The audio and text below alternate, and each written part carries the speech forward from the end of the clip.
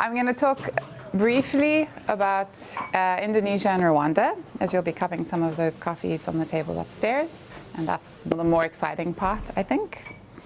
And as has been mentioned and will be mentioned on many occasions through the course of the next 2 days, it's a complicated time in the coffee world. It's been pretty volatile, of course, for us on this end, and you see that in pricing, but even more so in producing countries. So that volatility is hard for all of us to manage and has an element of risk that is scary and a little hard, but we are trying to make our way through that and maintain the ethic with which we've worked throughout the existence of Nordic Approach. So the idea is to talk about the different partners in the supply chain and their importance and how they are impacted by the current conditions and what we do to manage that through working with them and through the resources available to us. So basically the idea is raw versus ready, capturing value of coffee origin. There's many different ways we think of farmers, or maybe we think of farmers and there are multiple ways they exist, and I think that's important to consider when we start to talk about the impact of pricing in the current situation. So we're going to look at sort of 3 different categories within these 2 origins, like the unrealized potential, like the raw product, what that is and what it's costing right now, and where the cost, how much of the cost that kind of contributes to, and also the necessity of having a certain level of volume of raw material in order for any of us to exist.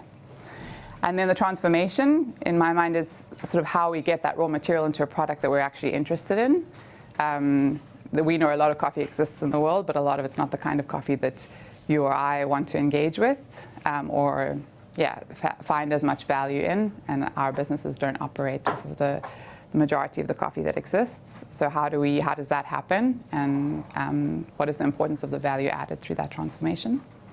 And then the market outcome, how we work together as buyers and sellers to manage the current situation. Of course, I forgot to mention, if you have any questions as I talk, please feel free to just raise a hand and I'll pause. So the raw material, this is what we buy essentially, and what it looks like, and you see like a farmer there sorting through a small amount of cherry. In Indonesia and Rwanda, these supply chains require many producers to be producing cherry and delivering it in order to create the products. But that alone as a product gives very little value to us as an industry. So, and many of our partners in the supply chain, the raw material and having it in volume is very necessary, and they depend upon it. So in Rwanda, for example, the suppliers that we work with, or our main partners, they are also coffee farmers. So they are also producing cherry and processing their own coffees. But in order to have the infrastructures that they have, they require a lot more volume. So if you look at the coffees that we buy from them, 72% of the coffees that they process is coming from outgrowers. So it's very necessary that they work with smaller producers spread across the regions that they're in to produce or to be able to process coffee and make the processing part of their operation actually achievable or viable. 28% of the coffee we buy from them is the amount that comes from their individual farms. And if they were dependent on that alone, they would not be profitable. Even just operating would not be achievable. They would be losing money. So it's very important to understand that the supply of the raw product is very necessary and an important part, but also that for us, that alone is not where the only value is. In Rwanda this year, in order to compete in the market and to actually access cherry, to have farmers deliver to your washing station, our partners are paying 900 francs per kg of cherry, like minimum. That's sort of the starting point in order to actually get producers to deliver the raw product. And this is a 13% increase from 2024. And this is interesting because where we see the most inflation in terms of costs is in the price paid for raw material across the board in every origin we're working right now. If we look at Indonesia, it's a similar different and similar setup with a producer who both has a farm or farms and produce their own coffee, but also require the volume that they have delivered from partners in origin in order to actually move volume through a setup that makes sense to make money. So 88% of the coffee that they are delivering is coming from outgrowers and 12% from the farms. And this year, the price in Indonesia was between 6,500 to 16,500 to 17,000 per kg of cherry, and it's a 12% increase from 2024. So in both of these supply chains, in Rwanda, the producer is both the processing party and the individual farms delivering the cherry. And in Indonesia, it is the same. And so it's very important to understand that they both need that supply of product and material, but also have to invest in what it means to deliver that product into the market and deliver that product into the market at a level that we are interested in. And when we look at the costs of the coffee at the moment, the biggest increase in the cost is in the price that's being paid internally for the raw material. And this is not a choice. If you're within the supply chain and not a producer, this is not a choice as to whether you pay that cost or not, because you have already invested in a setup that requires a certain volume in order to cover the costs of the processing and delivering the coffees. So you are dependent on receiving that raw material, and the market will dictate what you have to pay for it. And under normal circumstances, that market has been in favor of buyers. But in the last year, and even a little bit the year before this year, it started where the seller was able to have more impact and be more demanding on what they wanted to receive or what they would accept for payment for the coffees. That has a huge impact on a partner of ours that is processing coffee, because they cannot just stop buying coffee because they will not be able to operate without the volumes that they require. So it's very important to understand that a lot of the increase in cost is not a choice, or it's not an area of their operations that they're able to control. It is a necessity for them to exist, to pay these prices, and they are not able to manage that. There's nothing they can do about the cost of the raw material. They have to follow what the market dictates to a large extent. Also, in both of these countries, like the cost that is paid for cherry internally can be dictated by other elements that are kind of like not random, but have little to do with the producing country itself. So for example, the tariff situation in the US has had huge implications for Indonesia in particular, because exporters will export a fair amount of coffee to the US, but then when there are tariffs put on that coffee, they no longer know if their buyers in the US are going to take that coffees and to what volumes. But they will have already invested in purchasing and starting the process of producing that coffee. Similarly, in Rwanda, there's legislation that the government brings in an increased tax that's payable per the volume exported for fertilizer, for example. You pay into a fund that supports fertilizer being available to the industry as a whole. Every exporter does.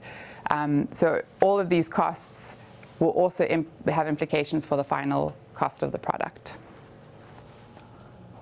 So then the transformation parts, like, okay, the raw product exists, great, it's increased in cost, but we don't have a product that we can buy or that you're interested in selling unless there's a lot of investment done in producing and processing that product. And the investment is not just done in this year. So the partners we have been investing in building and establishing infrastructure for many, many years. And so they cannot like reduce the infrastructure they have. To some extent you can manage that, but you're relatively limited in how much you can manage what the costs that are to produce the coffee in a given season like this, when the cost of the product increases so dramatically. So in both countries, investments that go into processing and delivering the product that we're interested in are to do with like controlling cherry selection, in terms of like cherries are delivered to you as a processor, but you have to manage what cherries you process and how you divide the different qualities, and that's time and labor. Fermentation processes, and also in terms of cherry selection, this can be a huge investment in infrastructure as well. So in Rwanda, there are usually like floating cherry and removing floaters, but you require equipment and space and labor to do this, as an example. And both in Rwanda and Indonesia, they are sophisticated, but they're not as well capitalized as places like Brazil, where there is equipment that a lot of sort of medium producers are even investing in that helps reduce the labor costs. So that would be like to sort cherry in an automated way rather than by hand, or this sort of floating in buckets, for example, which I'm sure you have seen before. And then fermentations. So most of the producers we worked with, we've also done a lot of work over the years to develop product. And that's been mostly through different kinds of fermentation processes. In the beginning, if you go back to Nordic Approach 10 years ago, it was a lot to do with like picking and what good cherry should look like. But the industry has progressed, so that's not necessarily a conversation we have to have so much with individual producers or partners in the supply chain. And then the last couple of years, it's become about like, how do we create product differentiation to both optimize the kinds of products we can get, but also to allow producers to optimize the margin they can achieve on the coffees they're selling, to make something unique and differentiated from what's in the market, and hence that we can achieve like higher price point for them. So those fermentations also take a lot of investment in infrastructure, which has already been made. The equipment is already purchased. The space on the land that's owned is already established. And that's things like tanks that you're going to ferment in, bags that you'll ferment cherry in, the space to have that, and I'll show you some pictures of how that's been done in both of these countries. And then processing. This is an ongoing development for most of our suppliers, which also requires like investment in equipment and labor. And then drying, for example, has challenges both in Rwanda and in Indonesia this year.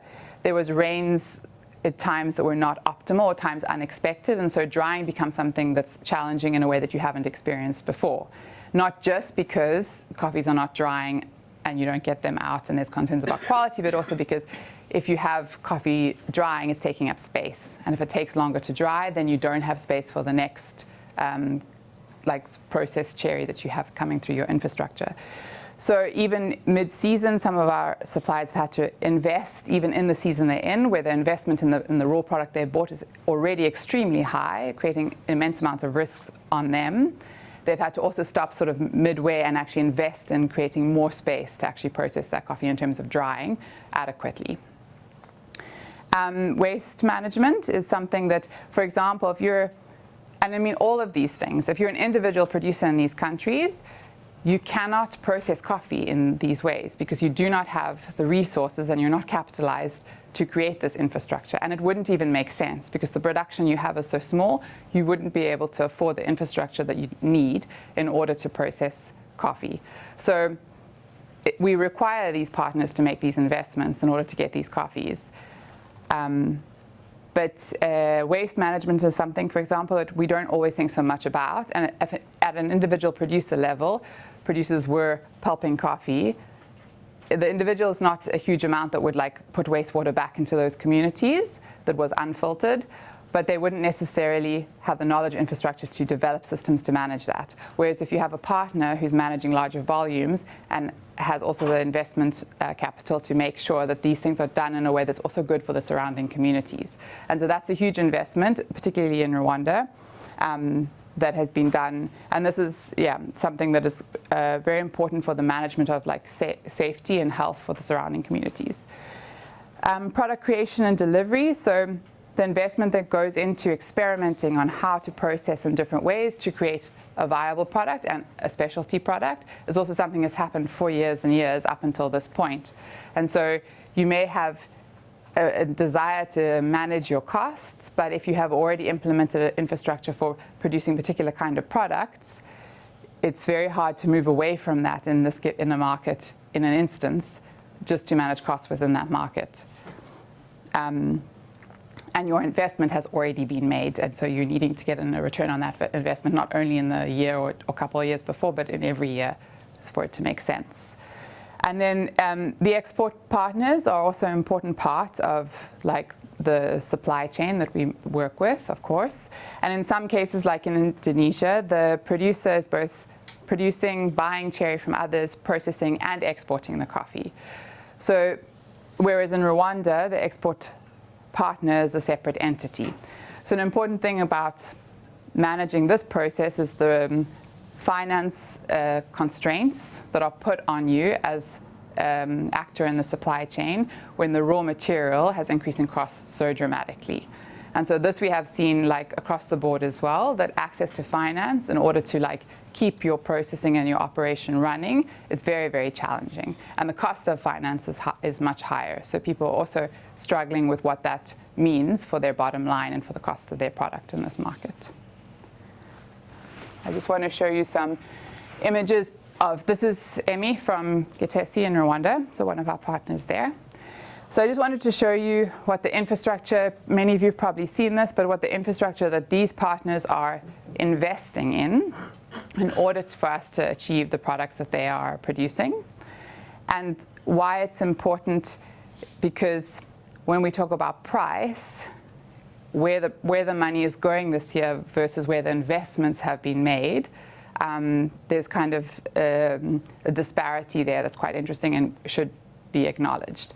So we'll just go through the pictures first and then I'll explain that. So this is what his washing station looks like. So, you know, like the investment of creating tables in order to actually sufficiently dry coffee is a huge investment and something like smaller producers couldn't do across Rwanda. It also means you're able to like homogenize a product, right? Like you all know, like 5 bags of an average coffee is not that useful for you. I say average, I mean like if you're looking for a high quality like blend for espresso or for your clients, you don't want to sit through selecting loads of little bits and pieces to create a product. And it's basically part of what they're doing here through the processing is also creating like one homogenized product in a volume that's actually viable for most of us to operate with. Then these are the drying tables when the coffee is covered in parchment. Also, additional infrastructure is these, because you will run out of space as a producer in any operation, so creating these tiered drying structures both can help against like rain if the season is too rainy, but can also help you manage the space that you have. Another like thing we don't really think about, because we have lights where we switch it on and off on a button very easily, but it's often very hard. In Rwanda, you will receive like cherry deliveries up until a certain point in the evening, let's say 10 p.m., and then you will start to process. And then it's nighttime. So if you don't have access to things like electricity, of course also water, you're not able to actually conduct the work that you need to do. And this will also be for security, especially when the prices are as high as they are, because parchment will be stolen off the table. So at night, they will keep it lit up even when they're not working, so that they can actually have security and visibility of anybody in the washing station. This is the water waste system at Gitesi. So the tanks at the top, where water, the wastewater from pulping is put, and then it's filtered through different elements, and then the water is able to come out clean and returned or reused. That's also often happening. Okay, so Indonesia, similarly, like this is a warehouse or like a drying space that they built to be able to dry coffee undercover for when the weather conditions don't allow or are challenging. And this is, for example, something like a smaller producer operation could never put in place. And here's an example of the sort of investments in infrastructure to create some of the products that you'll cup from Indonesia, which are quite unique and specific. So they're doing a lot of different fermentations, but in order to do that, you have to have equipment and you have to be able to manage that process adequately. And then this is just to give you an overview of their operation. So most of the coffees we do with them are fermented, cherry fermentations of some kind. And this is their drying area as well as their warehouse. This just gives you an overview of the infrastructure. And they are not like a huge producer, but in relation to the size of producers in Indonesia, they are like a good size. So basically, all of this is what our partners are investing in, and what is costs that they have to manage every season. And at the moment, what we see is that the price is being paid, the majority of the increase is being paid to the individual farmers, which is great. Like, we want farmers to succeed and be profitable. But the level of investment individual farmers do in general in coffee is very minimal compared to the partners that you have who are investing in processing a product. And at the moment, those partners are not seeing the increase in price at all. In fact, many are looking at trying to manage their costs in order to still deliver to their clients and not lose market share. And so that's important to understand, because we need to valorize these people in our supply chain, because they are key to producing the kinds of products that we're interested in. So in terms of market outcome, so what is required to maintain quality? Of course, cost management. It's always something we're discussing with our partners where that is possible. But we live in a world where costs are increasing, and it is challenging. We will continue to question this both within our own organization, but also with our partners to ensure that we're operating at optimal costs. And then for us, like, product specialization has been a very important part of making sure that we continue to deliver a product in the market that's differentiated and interesting and earning of the price that we're paying for it. And in terms of, like, between us and our partners, one of the, like, most important services or support we can do is through, like, economic support.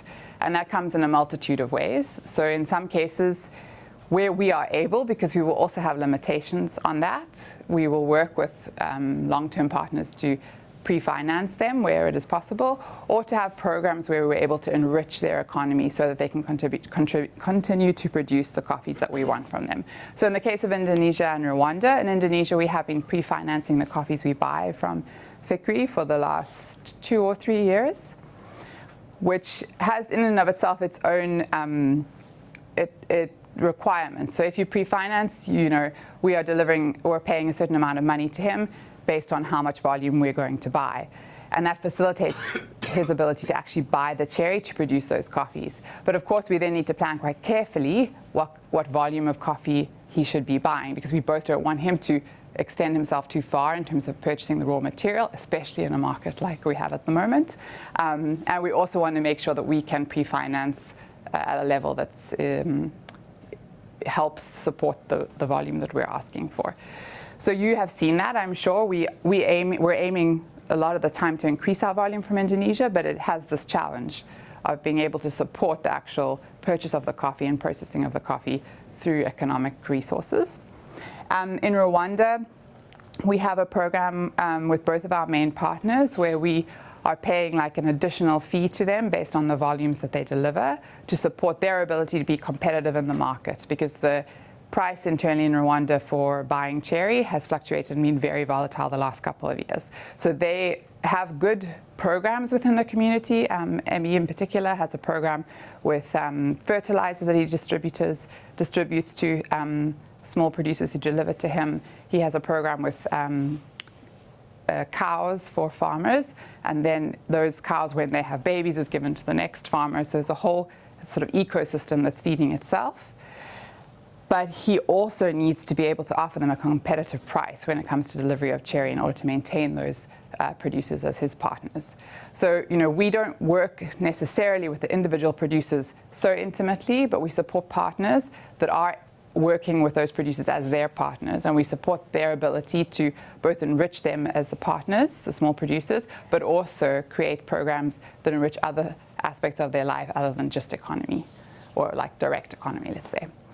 And in risk management, I mean, both for us, our suppliers, and our partners like exporters, this is a huge issue or a huge concern this year, let's say, because the market is where it is now, and none of us know when it will change and what direction it will change in.